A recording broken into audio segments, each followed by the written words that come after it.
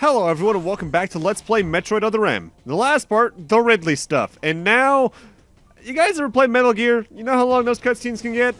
Prepare for the Metroid equivalent to that, 10 minutes or so.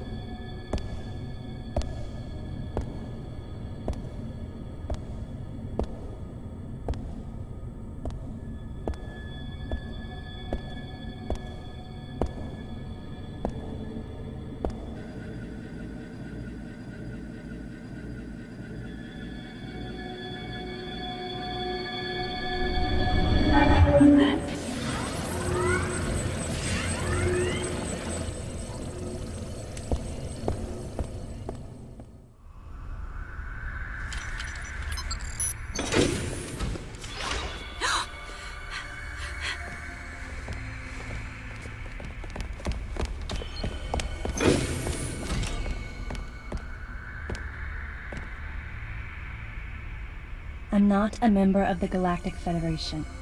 I came here because I intercepted the distress calls. I'm a bounty hunter. And I know that something is after you. Please, you must believe me.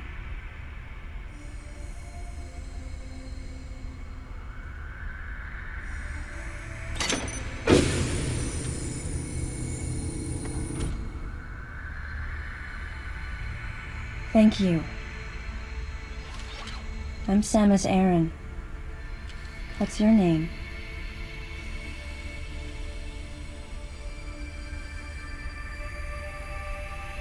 Madeline Bergman. Behind closed doors, the Galactic Federation was trying to create a special forces unit composed of bioweapons.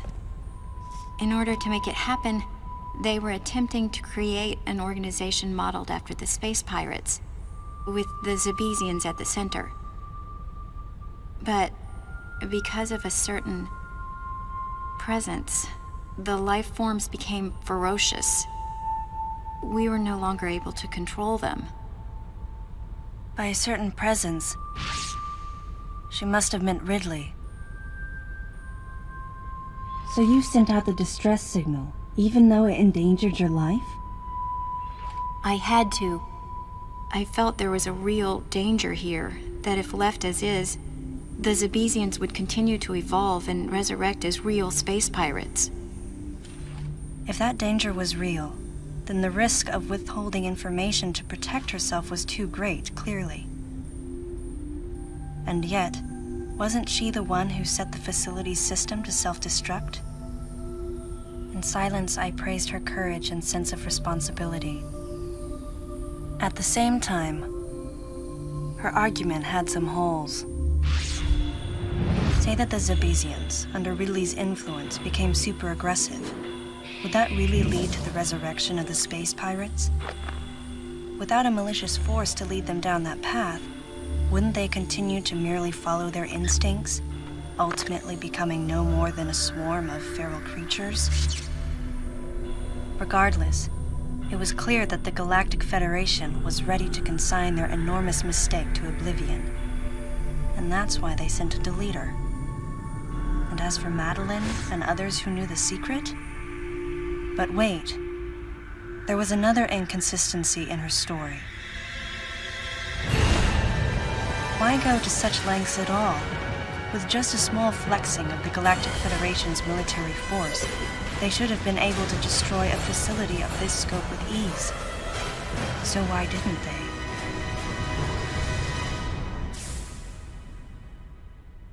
Actually, there was an even more dangerous plan. Come with me.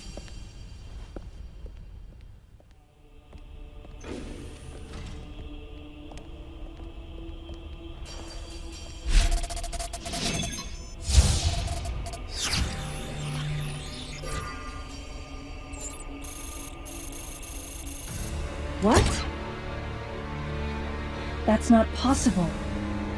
The Metroids were terminated along with Zebes.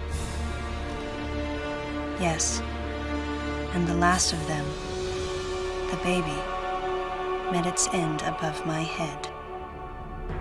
You're Samus Aran, right? The one who annihilated the space pirates? Metroid remnants were attached to your suit when you returned from Zebes. They were reproduced from a piece of cell structure salvaged by the Federation, and they are in this facility.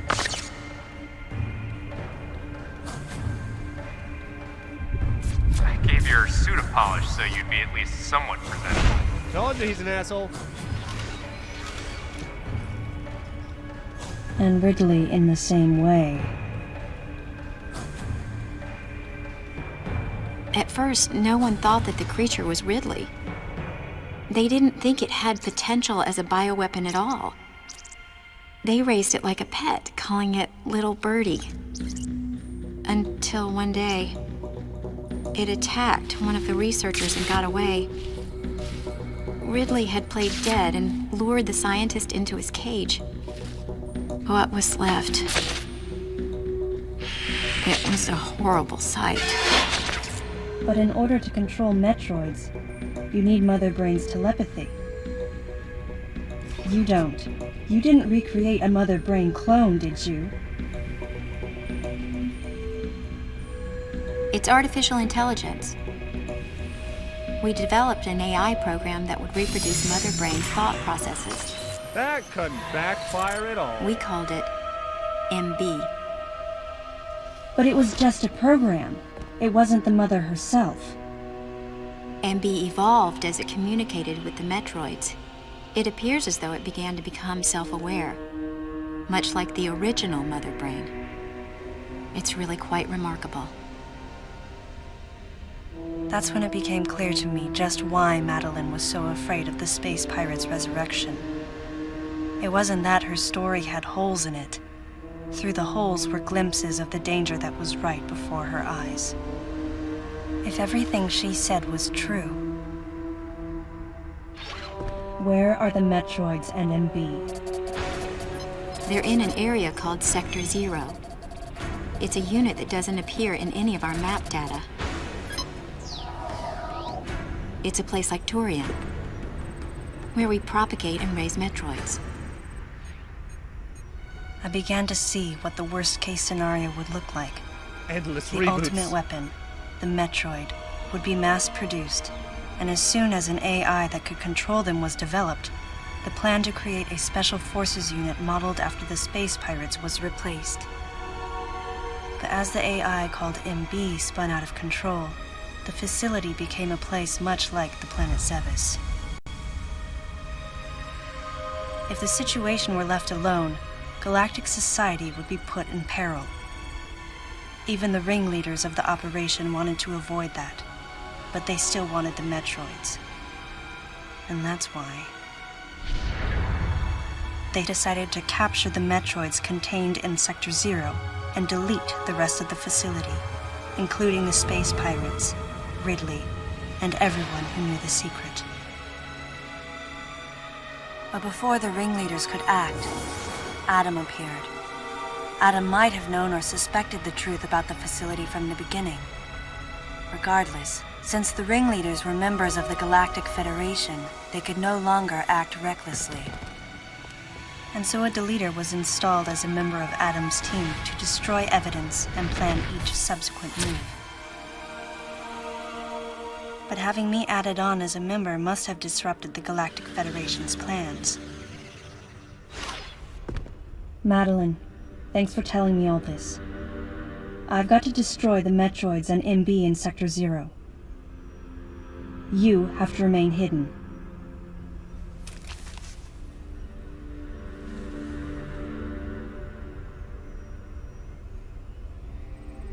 Don't worry. The Galactic Federation CO who's here now will help you. You're safe. Does that CO happen to be Commander Adam Malkovich?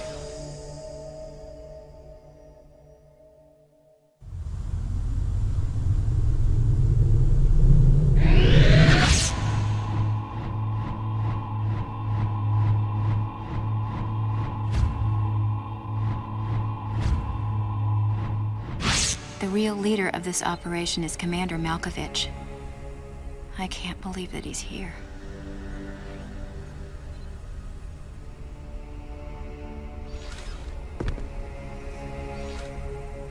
Stay here until I return.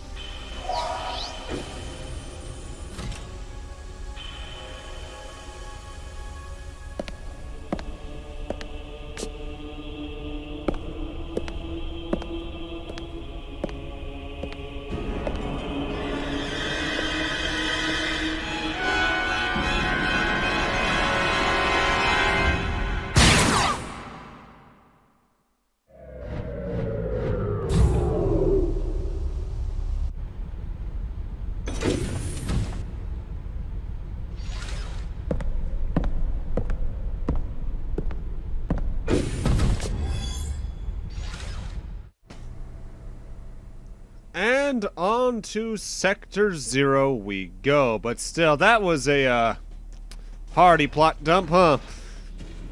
In a way, I like that they go out of the way to explain why so many enemies in this game are recycled from Super, because they're literally just cloned from gunks they got off of Samus's suit when cleaning it after Super. That's why, like, half the enemies are old and why half of them are new, and that's kind of cool.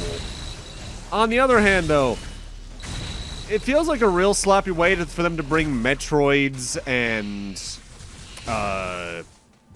Ridley into the game. Again, going back to what I said last part about this game potentially being better if it was set before Metroid 1. This could be the game that the Space Pirates escaped with a Metroid or two to get back to Zebes with. Hell, this game could have ended, not the way it actually ends, but with them sending her off for the Metroid 1 mission. This could have been Metroid 0 mission, so to speak. The older I've gotten, the more I realize the name Zero Mission's weird for Zero Mission, because it's her first mission again, just with the Zero Suit segment. I guess you can call that the Zero Suit mission. But it's not before Metroid 1, it's Metroid 1 Plus. It's always been a little bit weird looking back. It could have been so much better written. It really could have. The Rhedogian returns once again, and this time it tries to combine all of its tactics. It likes to stay airborne, doing the missiles. It likes to get on the floor and do some swipes at you. It's the same fight, but now we have super missiles, so it goes by a little bit faster. Thankfully, this is also the last time we have to fight one of these guys. I guess they realize once you get super missiles, we have more than enough concussive force to probably kill something that's run away at this point at least 4 different times-ish. And for beating it, like with the sentry turrets several parts back at this point, we get a new power-up. Quote-unquote new. It's the first time it's shown up in the quote-unquote main timeline, the Seeker Missile. Like in Metroid Prime, you charge up missiles, and super missiles in this case, and then you can wave around to aim at multiple targets. With that said, it's not too useful. It's mostly used, I find, as a key to enter, like, 2 rooms, period, in the game, and get some other items. It can be okay as a combat ability if you have enough time to charge up and aim all 5, but at that point, you might as well just use a super missile just to save some time. I think the only time they've nailed the Seeker Missiles as both a key and a combat tool is Dread, with its semi-successor in that game. Which is kind of sad, because that game, the Seeker Missiles, I think, first premiered in, what was it, Prime 2, I think? And then it was in that, Prime 3, this. I don't recall it being in Prime Hunters, or Fed Force, for that matter. So, that's, what, 2004, 2005 is when they first showed up. It took them 16 years to really nail them. That'd be sadder if it hadn't only been, like, 4 or 5 games in that time span. But even then, taking that many games to nail mechanics also kind of rough. With that, they now want us to enter Sector 2, because the main Seeker Missile door you may have seen at this point in the game is down here. With that said, I don't think I showed it off in the footage at all. But with us having new abilities at this point, before we go after the door outright, we are going to be doing a lap around the entire sector, getting new power-ups that we couldn't get before. With that said, our first new power-up is actually here in the second room of the area, because near whatever this enemy's name is, it's not a Desgiga or a Side Hopper, it's like a new variation of them. We got a super missile door right there. I do like how fast super missiles charge in this game, because I recall them taking a little longer to charge in the Prime trilogy. But with that, I'm going to need to end this off here. Thank you guys for watching, and in part 14, we're taking a long lap around Sector 2 to see what we can grab, that we have new abilities before progressing on with plot, I think. I forget if we do more laps at this point or not. See you guys then.